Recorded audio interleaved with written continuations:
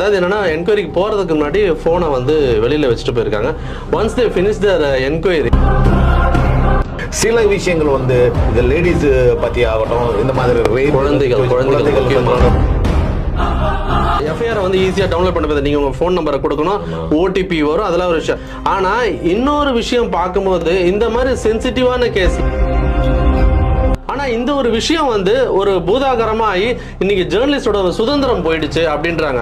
ஆனா இன்னொரு விஷயம் முக்கியமா கவனிக்கணும், நமக்கு வந்து போன் தான் வாழ்வாதாரம். பல நம்ம சோர்ஸ்ன்னு சொல்லக்கூடிய நபர்கள் வந்து நமக்கு நியூஸ் கொடுப்பாங்க. அந்த சோர்ஸை வந்து இந்த என்கொயரியில வந்து கேட்டிருக்கிறாங்க. ஃபினான்ஸ் சம்மந்தப்பட்ட ஒரு குற்றவாளியை கேட்குற மாதிரி உங்க ஃபினான்ஸ் எவ்வளோ, இந்த எஃப்ஐஆரை வச்சு எவ்வளோ சம்பாரிச்சிங்க. எல்லா குற்றவாளிகள் மாதிரியே ஒரு மீடியாவை கூட ஒரு குற்றவாளியை பார்க்கறது வந்து ட்ரீட் பண்றது வந்து அது கரெக்டான